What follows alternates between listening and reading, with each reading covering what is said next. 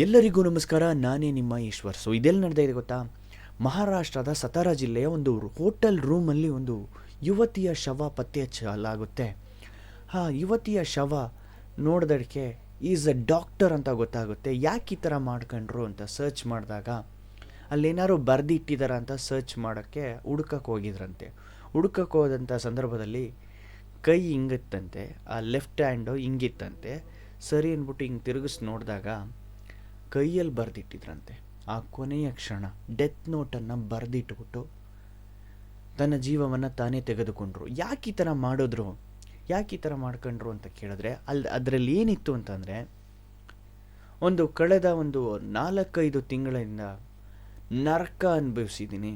So ಇದನ್ನು ನಾನು ಡೀಟೇಲಾಗಿ ಹೇಳ್ತಾ ಇಲ್ಲ. ಸೊ ಈ ಥರ ಕಿರುಕುಳಕ್ಕೆ ಒಳಗಾದಂಥ ಇವರು ಯಾರ್ಯಾರ ಹೆಸರು ಬರೆದಿಟ್ಟಿದ್ರು ಗೊತ್ತಾ? SI ಹೆಸರು ಬರೆದಿಟ್ಟಿದ್ರಂತೆ, ಮತ್ತು ಇನ್ನೊಬ್ಬರ ಹೆಸರು ಬರೆದಿಟ್ಟಿದ್ರಂತೆ. ಆ ಮನೆಯ ಮಾಲೀಕ, ಅವರಿದ್ರಲ್ಲ ಮನೆ, ಆ ಮನೆಯ ಮಾಲೀಕನೂ ಕೂಡ ಕಳೆದ 4-5 ತಿಂಗಳಿಂದ ಹಿಂಸೆಯನ್ನು ಪಟ್ಟಿದ್ದೇನೆ ಅಂತೇಳಿ ಬರೆದಿಟ್ಟವ್ರೆ.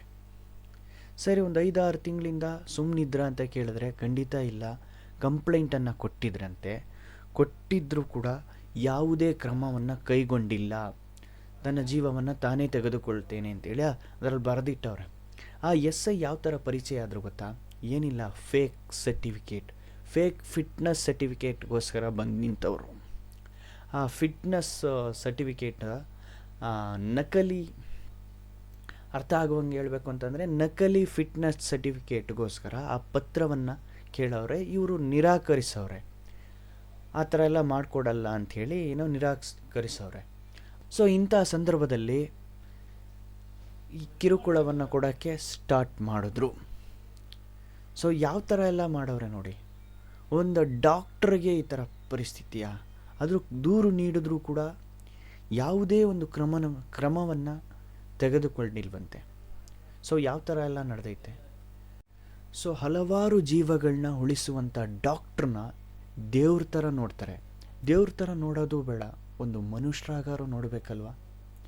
ಇಲ್ಲ, ನನಗೊಂದು ಪ್ರಶ್ನೆ, ನನಗೊಂದು ಡೌಟು. ಏನಿಲ್ಲ, ಕಾಡಲ್ಲಿರುವಂಥ ಅನಿಮಲ್ ಪ್ರಾಣಿಗಳ, ಊರಲ್ಲಿರುವಂಥ ಮನುಷ್ಯರುಗಳೇ ಪ್ರಾಣಿಗಳ? ಇದರ ಬಗ್ಗೆ ನಿಮ್ಮ ಅನಿಸಿಕೆಯನ್ನು ಕಮೆಂಟಲ್ಲಿ ಹೇಳಿ. ಇನ್ನೊಂದು ವಿಡಿಯೋದಲ್ಲಿ ನಿಮ್ಮನ್ನು ಮೀಟ್ ಮಾಡ್ತೀನಿ. ಅದುವರೆಗೂ ಟಾಡಾ, ಬಾಯ್ ಬಾಯ್. ಹಾಗೆ ಇಟ್ಸ್ ಮೀ ಈಶ್ವರ್ ಚಾನಲ್ನ ಸಬ್ಸ್ಕ್ರೈಬ್ ಮಾಡ್ಕೊಳ್ಳಿ. Thank you.